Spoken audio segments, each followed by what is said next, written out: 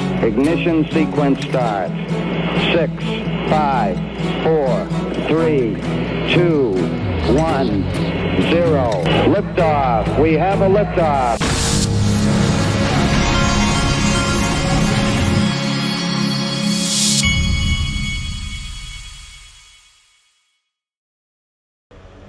Hey everybody, this is the Digital Asset Investor, and if you hear what sounds like a blower or a lawnmower, that is because there are blowers and lawnmowers in the yard right now. They're doing the yard. Check this out, and the market's pretty flat after yesterday's Bitcoin surge, but we're hoping here that it'll just cross back up over 72,000, hoping this thing will do a surge. Let's go ahead and get this all-time high. I'm all about that. Breaking, MrBeast is being investigated for ties to 50 plus crypto wallets linked to potential insider trading, netting over 23 million in total profits. I wish they would start doing this same thing on and looking into all the people around ETHgate, because that would lead to much more insider trading than this. Of course, this is a great distraction for these people considering that. Okay, we got some great videos that were going around this morning about Ripple and RLUSD. For over a decade, Ripple has worked to bridge the gap between blockchain and traditional finance. We've built enterprise-grade digital asset infrastructure trusted by the world's largest banks. From instant global payouts and access to off-ramps, to secure digital asset custody solutions, to the stablecoin created with trust and compliance at its core. Ripple enables enterprises around the world to tokenize, store, exchange, and move value. We're not waiting for the future of finance to arrive. We're building the internet of value today. Cool stuff. And then here, this is what I was going to show you in my last video, but I've changed it. Aaron Sletow. I don't think I showed this one. You're now our SVP of product. You're leading the charge on the next stage of our product suite. And so, what can you tell us about where things are going in 2025? So, in general, in the bigger picture, I think the role that Ripple is playing in the industry is to really help bridge traditional finance and decentralized finance. So, the traditional financial rails and the whole system has been built up over several decades and really over a couple of centuries, and has had a ton of time to establish itself, perfect itself, and weave itself into the fabric of society. Blockchain, in contrast, naturally is pretty new. It's evolving very quickly, but it has a long ways to go to have the kind of reach that traditional financial system does. So we're not going to see traditional financial companies lift and shift their entire business model and move it over to the blockchain in the next few years, potentially even in the next few decades. And what we really need to do is provide a bridge between the two worlds. The reason this is important is the two financial systems do need each other. Traditional financial systems need to take advantage of the capabilities and the benefits that blockchain can bring if they want to stay competitive. And blockchain companies, crypto companies, need traditional financial institutions because that's where the vast majority of the assets are. That's where the vast majority of the liquidity is. These companies have established themselves deeply into society and have very strong networks and infrastructure. And that, of course, is where the vast majority of the customers are as well.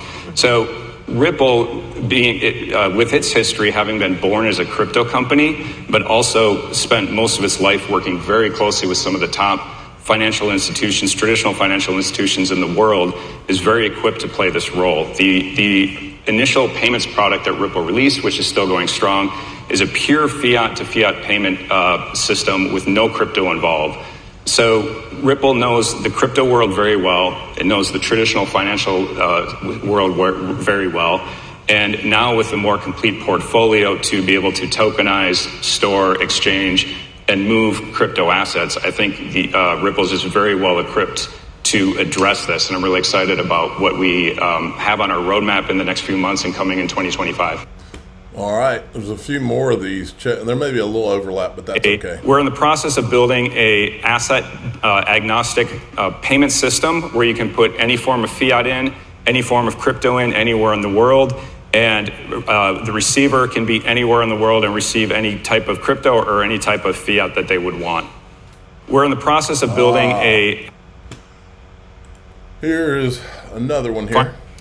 Naturally, we will find use for the Ripple stablecoin, the Ripple USD, in our own products and our customers as well. In custody, it's an ideal asset for settling trades of real-world assets. In our payments product, we'll be using the Ripple USD alongside of XRP to provide more liquidity options in the payment flow. And the stablecoins have already proven their value in the market as tools for on and off ramps. So this is a great way to get fiat onto the chain and leave it in an asset that is tied to the fiat currency until you're ready to deploy it for other uses. And similarly, a great way when assets are liquidated to be able to easily move the funds around the world. How about them apples? And finally, there's this one. Currently supports close to 20 different blockchains, but we're seeing interest from our customers in supporting more. So we will be adding more blockchains to the product in 2025. And finally, we'll be adding an integration with staking platforms so that customers who have assets sitting in the custody product will be able to earn yield on those rather than having them just sit there idly. Currently, is he talking about real USD staking? That sounds pretty strong to me. Here's Charles Hoskinson. Listen to what he says here. This should be controversial. So that's our challenge, and that is why Cardano, I feel, is probably going to become the biggest cryptocurrency in the world. I think it's going to become more than a cryptocurrency. I think it's going to become the backbone of a new digital nation, a new society, a place where we can finally begin to trust each other again. You know, not too long ago, there was something that came out of Cardano, and I think Charles Hoskinson, about how one thing he had not focused much on was the marketing of ADA and to drive investors. I believe that's what we're watching him do now, because he's never talked like this before.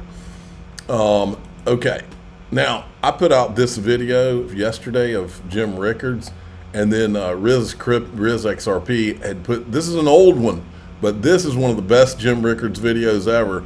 Jim, just so you know, Jim Rickards, the only two digital assets besides Bitcoin that I've ever seen him acknowledge were XLM and XRP, or at least Ripple. There are some cryptos that are working with regulators and are working with banks. I agree. Ripple right. would be an example. Ripple would be an example, right. He knows. Now this is and I can imagine in the next 5 years, instead of us doing sterling against the dollar or sterling against yen and doing these kinds of transactions, we'll do sterling versus Ripple.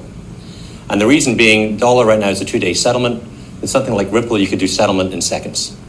And I think that there's a future there where the guy that's trading spot FX today will be trading spot FX against Ripple in the future, in the next 2 or 3 years. So I think that Ripple has a great future because it's right now supported by all the banks and by all the regulators. And it has an elastic monetary base, right? So Well, if we take that and you go to the blockchain ledger, if you take that concept that you're discussing, I have no problem with it. I agree with it. But you're talking about money. You're talking about transaction, medium of exchange.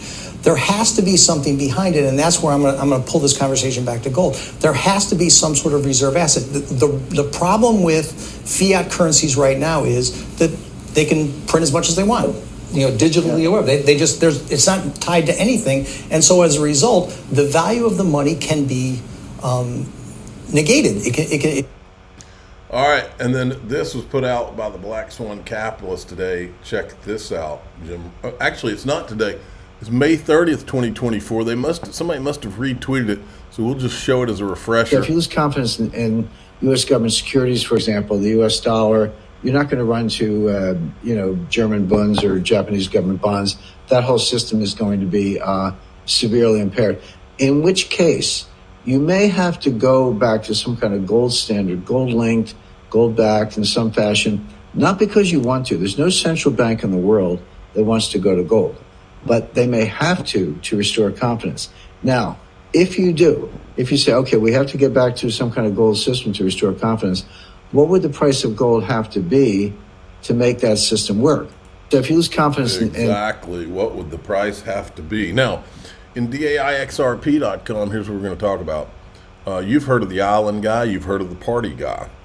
I don't think there are any coincidences, but there's another guy that's hit the news, and there's a video that was deleted off, one of the main platforms that starts with a Y, big capital Y. It was deleted, so I can't show it here, but I can show it in DAIXRP.